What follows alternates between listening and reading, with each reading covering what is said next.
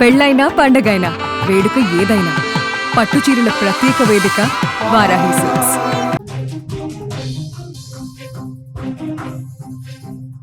దేశవ్యాప్తంగా సంచలనం సృష్టించిన హనీమూన్ హత్య కేసులో దర్యాప్తు ముమ్మరంగా సాగుతోంది. ఈ క్రమంలో రోజుకో కొత్త విషయం వెలుగులోకి వస్తోంది. తాజాగా ఈ కేసులో మరో కొత్త పేరు తెరపైకి వచ్చింది. అదే సంజయ్ వర్మ అనే పేరు. సంజయ్ వర్మ అనే వ్యక్తితో సోనం మార్చి 1 నుంచి 25 మధ్య 119 ఫోన్ కాల్స్ మాట్లాడినట్టు అధికారులు తెలిపారు.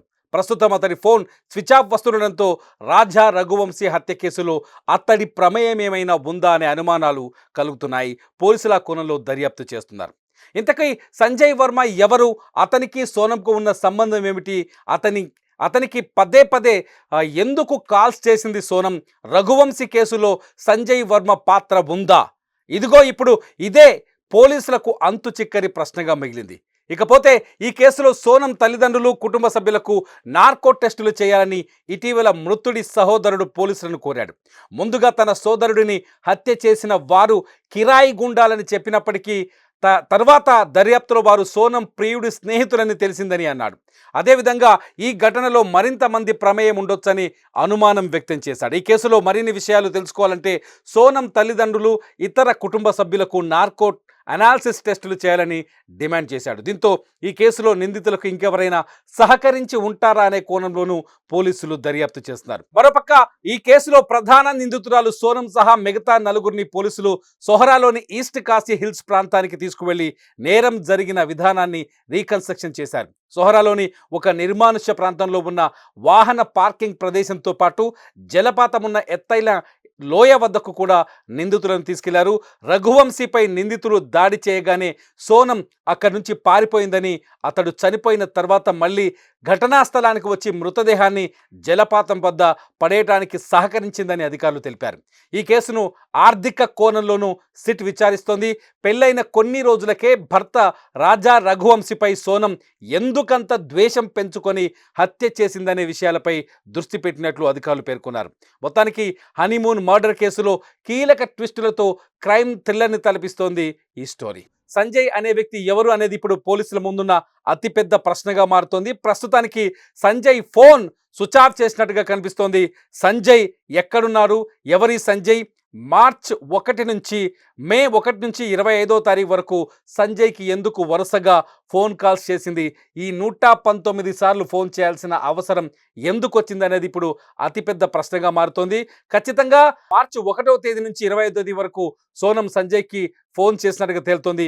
ఈ సోనంకి సంజయ్కి ఏదైనా సంబంధం ఉందా అనే ప్రశ్న ఇక్కడ తలెత్తుంది. నిజానికి ఈ హత్య కేసులో రాజ్ కుష్వానే సోనం ప్రియుడని తెలుస్తోంది. రఘువంశీ హత్య కేసులో రాజ్ కుష్వా కీలక పాత్ర బయటపడింది. రాజ్ కుష్వా తీసుకొచ్చిన కిరాయి హంతకులే రఘువంశీని మేఘాలయలో హత్య చేశారు, కాశీ హిల్స్లో. అయితే ఇప్పుడు రాజ్ కుష్వానే ఆమెని కాపాడడానికి ప్రయత్నం చేశాడు.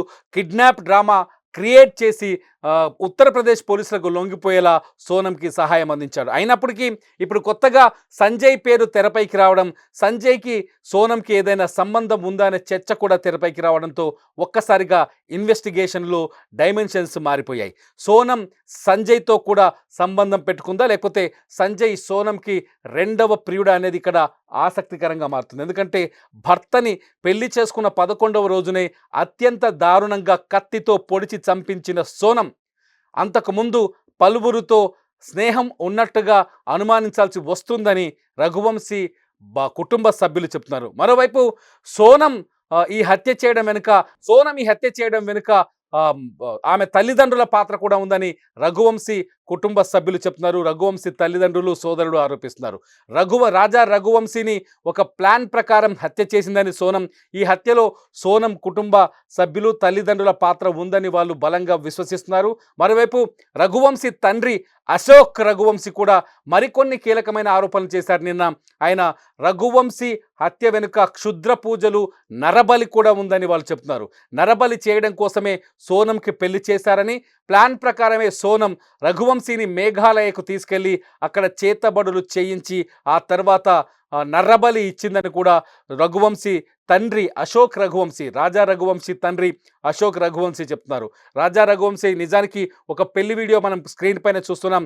రాజా రఘువంశీ సోనంని ఎంతో ప్రేమించాడు. పెళ్లి కుదిరిన నాటి నుంచే తన జీవితపు భాగస్వామిగా ఆమెను ఊహించుకున్నాడు. జీవితాంతం ఆమెను చాలా సుఖంగా ఎటువంటి కష్టం లేకుండా చూసుకుంటానని మాటిచ్చాడు. స్టేజీ పైన కూడా పెళ్లి రిసెప్షన్లో జరిగిన స్టేజీ పైన ఒక కార్యక్రమంలో సోనం రఘువంశీ ఇద్దరు ఒకరి గురించి ఒకరి మాట్లాడుకున్నారు. అక్కడ రఘువంశీ చాలా స్పష్టంగా చెప్పాడు, ప్రాణం కంటే ఎక్కువగా సోనంను చూసుకుంటానని. కానీ సోనం మాత్రం రఘువంశీ ప్రాణం తీస్తానని నిర్ణయించుకున్నట్టు తెలుస్తోంది. పెళ్ళైన 11వ రోజే హనీమూన్ పేరుతో, కనీసం హనీమూన్ పేరుతో మేఘాలయకు తీసుకెళ్లి అక్కడి చిక్కటి అడవుల్లో మనం విజువల్స్లో చూస్తున్నాం. సోనం రఘువంశీ ట్రెక్కింగ్ చేస్తూ నడుచుకుంటూ వస్తున్న విజువల్స్. ఈ విజువల్స్ అన్నీ రఘువంశీ హత్యకు ముందు రికార్డు చేసిన విజువల్స్. సోనం రఘువంశీ ఇద్దరు అడవుల్లో తిరుగుతున్న సమయంలో వాళ్ళు రికార్డ్ చేసుకున్న విజువల్స్. ఈ విజువల్స్ ఇప్పుడిప్పుడే తెరపైకి వస్తున్నాయి. ట్రెక్కింగ్కి వెళ్ళేటప్పుడు అక్కడ సోనంని రఘువంశీని మనం గమనించవచ్చు. ట్రెక్కింగ్స్కి వెళ్లే ముందు హోటల్ ముందు సోనం రఘువంశీ స్కూటీ పైన వెళ్ళిన వీడియోని కూడా చూడొచ్చు. అందమైన ప్రదేశంలో సంతోషంగా గడపాలని వెళ్ళిన రఘువంశీని అత్యంత హింసాత్మకంగా హత్య చేయించింది సోనం. మధ్యప్రదేశ్ ఇండోర్ నుంచి, తన స్వస్థలం ఇండోర్ నుంచి కిరాయి హంతకులను తీసుకొచ్చి అత్యంత పాశవికంగా హత్య చేసింది. హత్య చేసిన తర్వాత తనను కూడా ఎవరో కిడ్నాప్ చేశారనే డ్రామాని క్రియేట్ చేయడానికి తెగ ప్రయత్నం చేసింది. అందుకోసం తన ప్రియుడు రాజ్ కుష్వా సహాయం తీసుకొని అతన్ని మధ్యప్రదేశ్ నుంచి ఉత్తరప్రదేశ్ వెళ్ళి ఉత్తరప్రదేశ్లోని గజియాబాద్ పోలీసుల ముందు లొంగిపోయింది.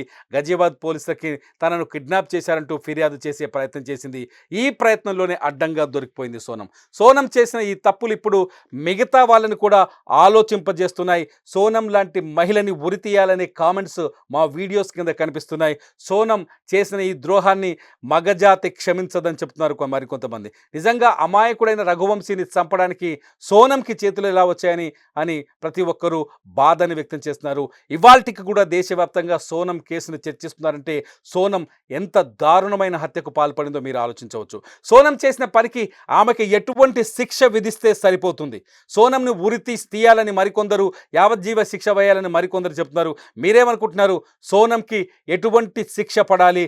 సోనంలా మరో మహిళ మరో మగాన్ని మోసం చేయకుండా, హత్య చేయకుండా ఉండాలంటే ఏం చేయాలి? మీరే ఈ వీడియో కింద కామెంట్ చేయండి.